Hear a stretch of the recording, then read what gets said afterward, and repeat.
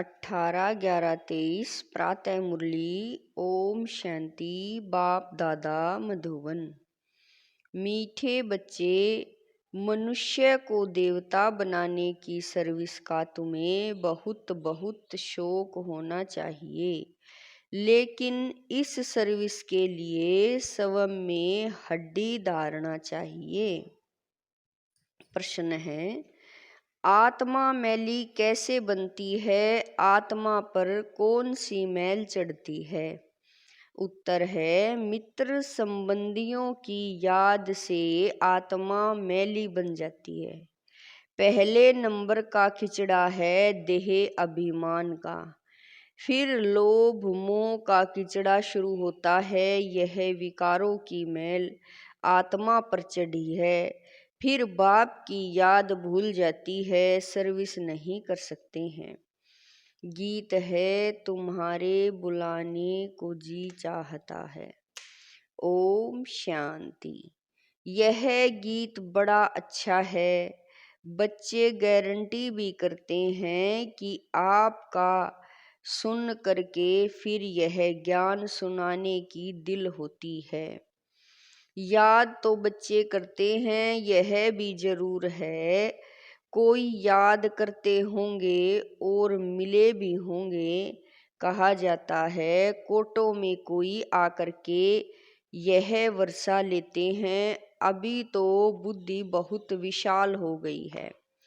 जरूर 5000 वर्ष पहले भी बाप राजयोग सिखलाने आया होगा। पहले पहले तो यह समझाना है कि नॉलेज किसने सुनाई थी, क्योंकि यही बड़ी भूल है। बाप ने समझाया है, सर्वशास्त्रमयी शिरोमणि गीता है। भारतवासियों का शास्त्र सिर्फ मनुष्य यह भूल गए हैं। सर्वशास्त्रमयी गीता किसने गाई और उससे कौन सा धर्म स्थापन हुआ? बाकी गाते जरूर हैं, हे भगवान आप आओ। भगवान तो जरूर आते ही हैं, नई पावन दुनिया की रचना रचने। दुनिया का ही तो फादर है ना। भक्त गाते भी हैं, आप आओ तो सुख मिले या शांति मिले। सुख और शांति दो चीजें हैं। सतयुग में जरूर सुख भी है, बाकी सब आत्माएं शांति देश में हैं। यह परिचय देना पड़े। नई दुनिया में नया भारत राम राज्य था, उसमें सुख है, तब तो राम राज्य की महिमा है। उसको राम राज्य कहते हैं तो इनको रावण राज्य कहना पड़े, क्योंकि यहाँ दुख है वहाँ सुख है। बाप आकर सुख देते हैं, बाकी सबको शांति धाम में शांति मिल जाती है। शांति और सुख का दाता तो बाप है ना। यहाँ है अशांति दुख, तो बुद्धि में यह ज्ञान टपकना चाहिए। इसमें अवस्था बड़ी अच्छी चाहिए। ऐसे तो छोटे बच्चों को भी सिखलाया जाता है, परंतु अर्थ तो समझा ना सके। इसमें हड्डी धारना चाहिए। जो कोई फिर प्रश्न पूछे तो समझा भी सके। अवस्था अच्छी चाहिए, नहीं तो कभी देह अभिमान में, कभी क्रोध मोह में गिरते रहते हैं। लिखते भी हैं बाबा, आज हम क्रोध में गिरा, आज हम लोभ में गिरा। अवस्था मजबूत हो जाती है तो गिरने की बात ही नहीं रहती। बहुत शौक रहता है मनुष्य को देवता बनाने की सर्विस करें। गीता भी बड़ा अच्छा है बाबा, आप आएंगे तो हम बहुत सुखी हो जाएंगे। बाप को आना तो जरूर है, नहीं तो पतित सृष्टि को पावन कौन बनाए। श्री कृष्ण तो देदारी है, उनका व ब्रह्मा विष्णु शंकर का नाम नहीं ले सकते।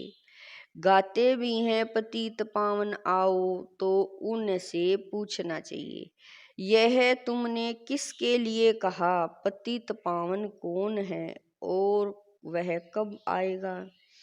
पतित पावन वह है, उनको बुलाते हो तो जरूर यह पतित दुनिया है। पावन दुनिया सतयुग को कहा जाता है, पतित दुनिया को पावन कौन बनाएगा? गीता में भी है बरोबर, भगवान ने ही राजयोग सिखाया और इन विकारों पर ही जीत पाई। काम महाशत्रु है। पूछना पड़ता है कि यह किसने कहा कि मैं राजयोग सिखाता हूँ? काम महाशत्रु है। यह किसने कहा कि मैं सर्वव्यापी हूँ? किस शास्त्र में लिखा हुआ है? किसके लिए कहा जाता है पतित पावन? क्या पतित पावनी गंगा है या और कोई है? गांधी जी भी कहते थे, पतित पावन आओ। गंगा तो हमेशा है ही, वह कोई नई नहीं। गंगा को तो अविनाशी कहेंगे, बाकी सिर्फ तमोगुणी तत्व बन जाते हैं तो उनमें चंचलता आ जाती है, बाढ़ कर देते हैं। बाबा कह रहे हैं बाढ़ कर देते हैं, अपना रास्ता छोड़ देते हैं। सतयुग में तो बड़ा रेगुलर सब चलता है, कम जास्ती बारिश आदि नहीं पड़ सकती। वहाँ दुख की बात नहीं, तो बुद्धि में यह रहना चाहिए कि पतित पावन हमारा बाबा ही है। पतित पावन को जब याद करते हैं तो कहते हैं, हे भगवान, हे बाबा, यह किसने कहा? आत्मा ने। तुम जानते हो पतित पावन शिव बाबा आया हुआ है। निराकार अक्षर जरूर डालना है, नहीं तो साकार को मान लेते हैं। आत्मा पतित बनी हुई है, यह कह नहीं सकते कि हाँ कि सब ईश्वर है। अहम ब्रह्मस्यम व शिवोहम कहना बात एक ही है, लेकिन रचना का मालिक तो एक ही रचता है। भले मनुष्य और कोई लंबा चौड़ा अर्थ करेंगे, हमारी बात तो है ही सेकंड की। सेकंड में बाप का वर्षा मिलता है। बाप का वर्षा है, स्वर्ग की राजाई है, उनको जीवन मुक्ति कहा जाता है। यह है जीवन बंधन, समझाना चाहिए बरोबर। जब आप आएंगे तो जरूर हमको स्वर्ग का, जीवन मुक्ति का वर्षा देंगे। तब ही लिखते हैं मुक्ति जीवन मुक्ति दाता एक है। यह भी समझाना पड़े, सतयुग में है ही एक आदि सनातन देवी देवता धर्म। वहाँ दुख का नाम नहीं, वहाँ बाबा कह रहे हैं वहाँ दुख का नाम नहीं, वह है ही सुखधाम। सूर्यवंशी राज्य चलता है, फिर त्रेता में है चंद्रवंशी राज्य, फिर द्वापर में ही इस्लामी बोधि आएंगे। सारा पार्ट नूंदा हुआ है। एक बिंदी जैसी आत्मा में और परमात्मा में कितना पार्ट नूंदा हुआ है।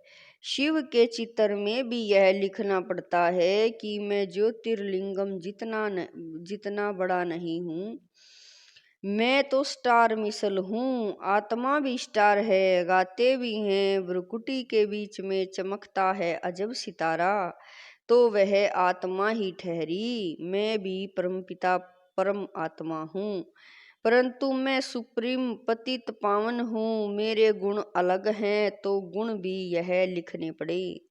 एक तरफ शिव की महिमा, दूसरी तरफ श्री कृष्ण की महिमा, अपोजिट बातें हैं। अक्षर अच्छी रीति लिखना पड़े, जो मनुष्य अच्छी रीति से पढ़कर समझ सके।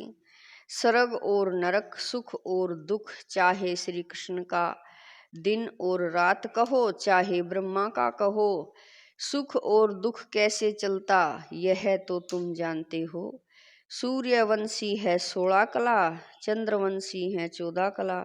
यह संपूर्ण सतो प्रधान, वह सतो सूर्यवंशी ही फिर चंद्रवंशी बन जाते हैं।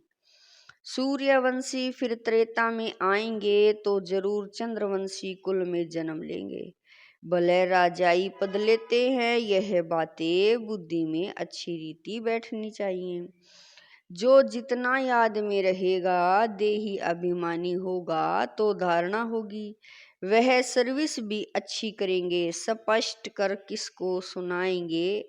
हम ऐसे बैठते हैं, ऐसे धारणा करते हैं, ऐसे समझाते हैं, ऐसे ऐसे विचार सागर मंथन करते हैं। औरों को समझाने के लिए सारा समय विचार सागर मंथन चलता रहेगा। बाबा कह रहे हैं जिनमें ज्ञान नहीं उनकी बात तो अलग है, धारणा नहीं होगी। धारणा होती है तो सर्विस करनी पड़ेगी। अभी तो सर्विस बहुत बढ़ती जाती है, दिन प्रतिदिन महिमा बढ़ती जाएगी। फिर तुम्हारी प्रदर्शनी में भी कितने आएंगे, कितने चित्र बनाने पड़ेंगे, बहुत बड़ा मंडप बनाना पड़ेगा। यूं तो इसमें समझाने के लिए एकांत चाहिए। हमारे मुख्य चित्र हैं ही झाड़ गोला और यह लक्ष्मी नारायण का चित्र। राधे कृष्ण के चित्र में इतना समझ नहीं सकते कि यह कौन है। इस समय तुम जानते हो कि हमको अब बाप ऐसा पावन बना रहे हैं। सब तो एक जैसे संपूर्ण नहीं बनेंगे। आत्मा पवित्र होगी, बाकी ज्ञान थोड़ा ही सब धारण करेंगे। धारणा नहीं होती तो समझा जाता है यह कम पद पाएंगे। अभी तुम्हारी बुद्धि कितनी तीक्ष्ण हो गई है। नंबरवार तो हर क्लास में होती है, कोई तीखे कोई ढीले, यह भी नंबरवार है। अगर कोई अच्छे आदमी को थर्ड ग्रेड समझाने वाले मिल जाएं तो वह समझेंगे यहाँ तो कुछ है ही नहीं। इसीलिए पुरुषार्थ किया जाता है कि अच्छे आदमी को समझाने वाला भी अच्छा दिया जाता है। बाबा कह रहे हैं इसीलिए अच्छे आदमी को समझाने वाला भी अच्छा दिया जाए। सब तो एक जैसे पास नहीं होंगे। बाबा के पास तो लिमिट है। कलप कलप इस पढ़ाई की भी रिजल्ट निकलती है। मुख्य 8 पास होते हैं, फिर 100 बाबा करें, फिर 100, फिर हैं 16,000, फिर प्रजा, उसमें भी साहूकार गरीब सब होते हैं। समझा जाता है इस समय यह किस पुरुषार्थ में है, किस पद को पाने लायक है। टीचर को पता तो पड़ता है। टीचर्स में भी नंबरवार होते हैं। कोई टीचर अच्छा है तो सब खुश हो जाते हैं। यह भी पढ़ाते भी अच्छा हैं, प्यार भी अच्छा करते हैं। छोटे सेंटर को बड़ा तो कोई बड़ा टीचर ही बनाएगा ना। कितना बुद्धि से काम लेना पड़ता है। ज्ञान मार्ग में अति मीठा बनना है। स्वीट तब बनेंगे जब मीठे बाप के साथ पूरा योग होगा तो धारणा भी होगी। ऐसे मीठे बाबा से बहुतों का योग नहीं है, समझते ही नहीं। गृहस्थ व्यवहार में रहते बाप से पूरा योग लगाना है। माया के तूफान तो आएंगे ही। कोई को पुराने मित्र संबंधी याद आएंगे, कोई को क्या याद पड़ता रहेगा। तो मित्र संबंधियों आदि की याद आत्मा को मैला कर देती है। कीचड़ा पड़ने से फिर घबरा जाते हैं। इसमें घबराना नहीं है। यह तो माया करेगी, कीचड़ा पड़ेगा ही हमारे ऊपर। होली में कीचड़ा पड़ता है ना। हम बाबा की याद में रहे तो कीचड़ा नहीं रहेगा। बाप को भूले तो पहला नंबर देह अभिमान का कीचड़ा पड़ेगा।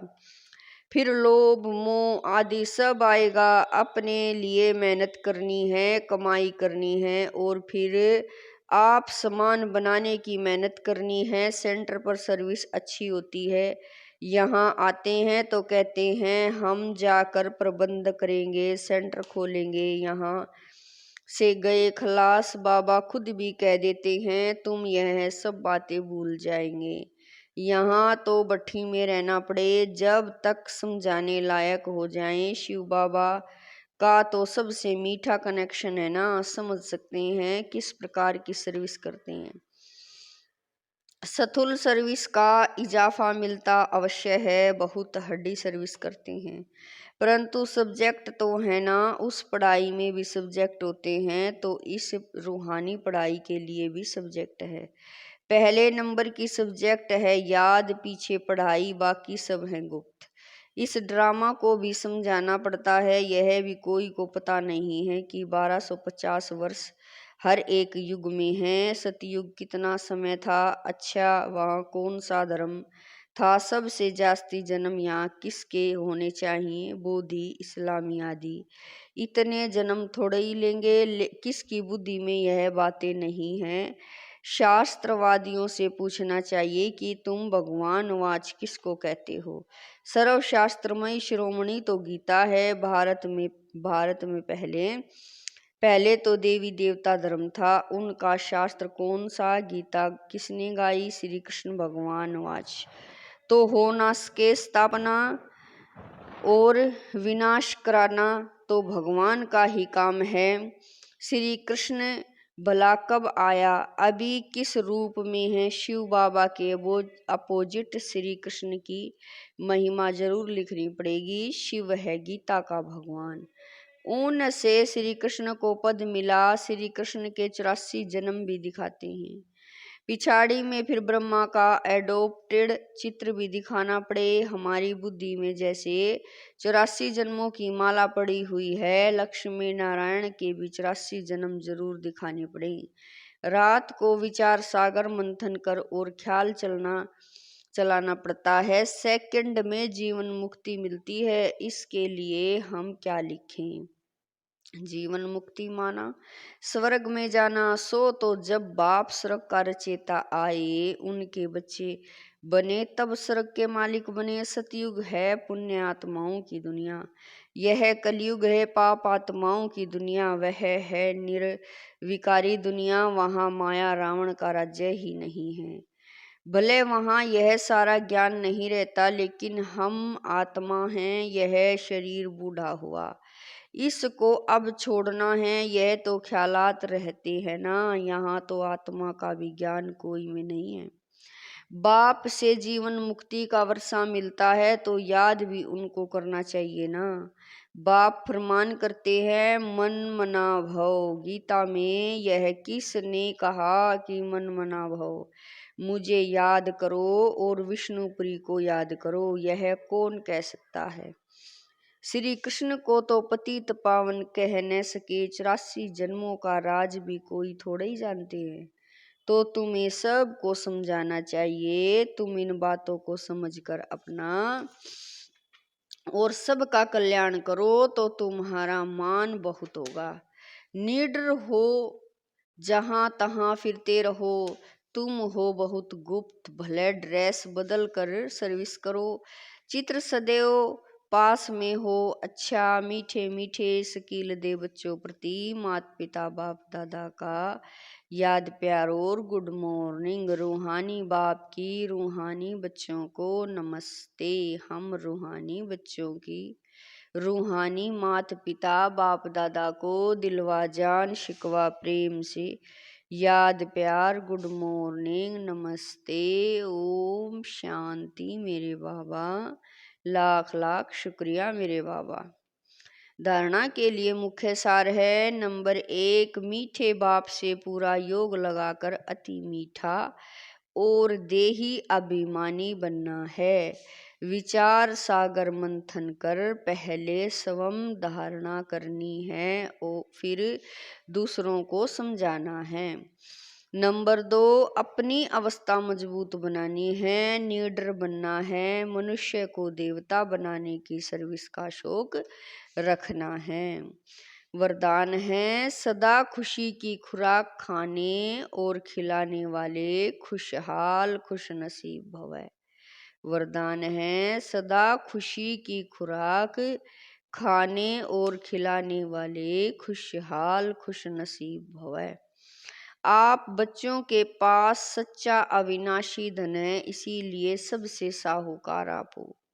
चाहे सूखी रोटी भी खाते हों, लेकिन खुशी की खुराक उस सूखी रोटी में भरी हुई है, उसके आगे कोई खुराक नहीं। सबसे अच्छी खुराक खाने वाले, सुख की रोटी खाने वाले आप हो, इसीलिए सदा खुशहाल हो।